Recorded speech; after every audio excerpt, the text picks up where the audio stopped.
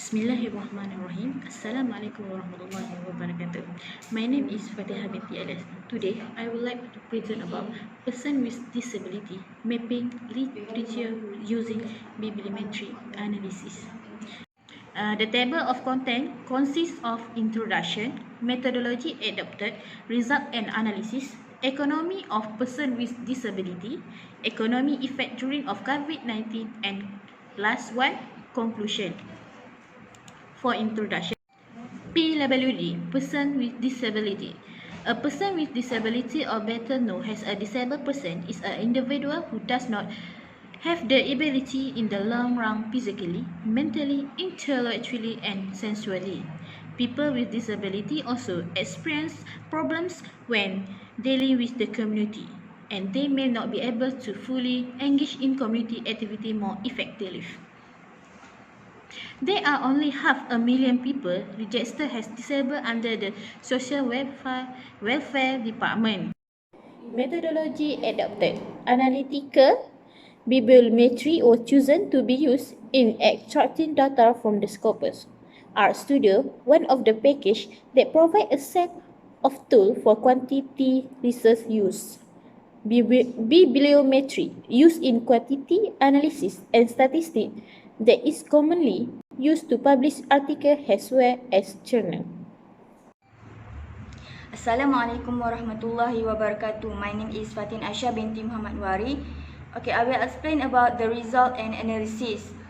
From the result in main information in table 1, the main information consists of main information about data, document type, document content, authors, and authors collaboration. Based on main information, we can see there is 3,251 articles were published. Then the total of authors that involved in complete the articles is 9,359 authors. For most productive authors, this graph we obtain from assessing the data from Biblioshiny that we generate from 3,251 articles. This graph shows only top 10 of authors that were selected from the producing the articles. This graph also shows the top 10 authors who published the most articles. The first author is Hastings RP, which is dominate the chart in publishing the articles.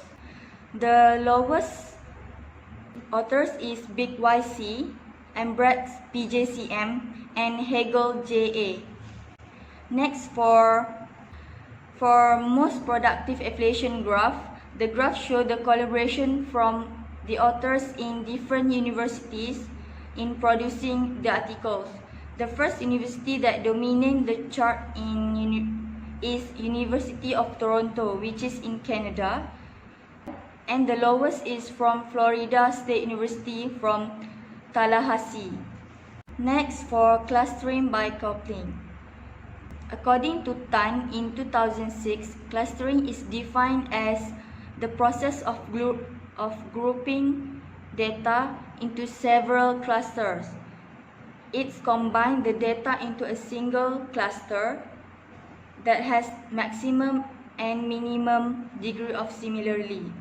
From our thematic mapping, conclude that WALS M 2020 show the highest value and has moderate centrality, while Butcher T 2021 is the lowest because both impact and centrality were low. Person with disability in economy. During the period of COVID-19 took place, the economy became very bad and many experienced unemployment.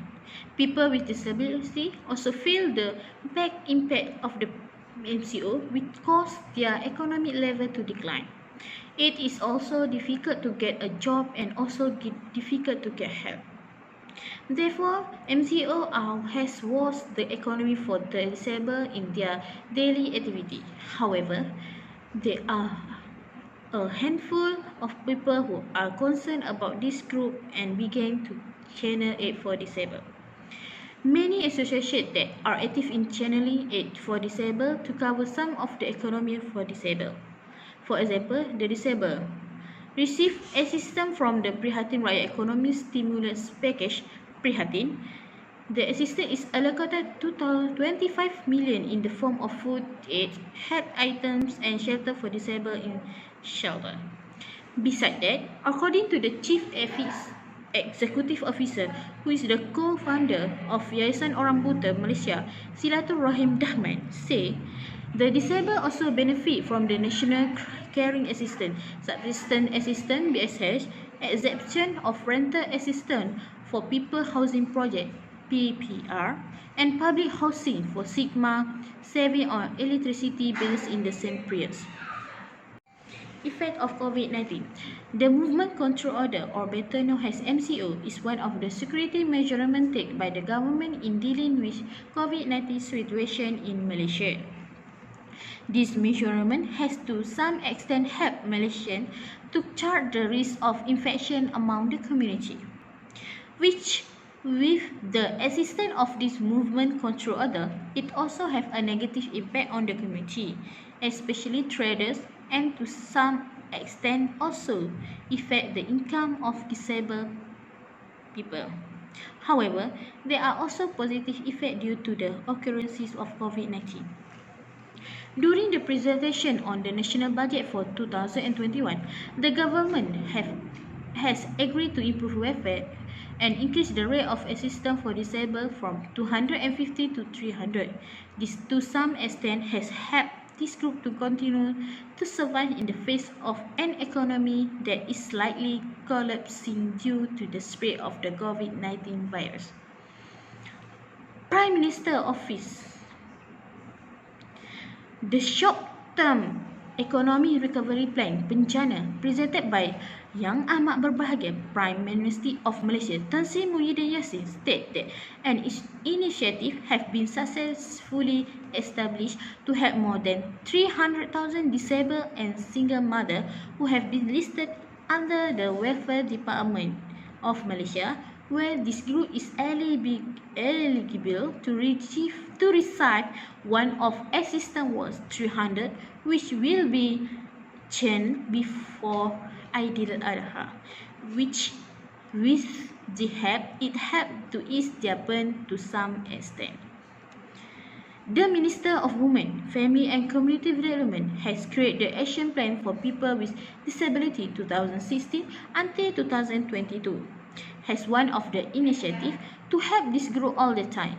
Among the initiatives created is to empower the economy for disabled. This is to help increase the participants of the disabled in standing out when the job market is open, which is inclusive and accessible to help them live independently and help contribute to the development of the country. They also improving disabled access to health by providing quality and user-friendly health service to enable them to live like normal person. The objective is to ensure that every disabled person get the same right as other communities without prejudice, and also a little underestimation of the shortcomings they have. In the meantime, the government also introduced educational access to disabled.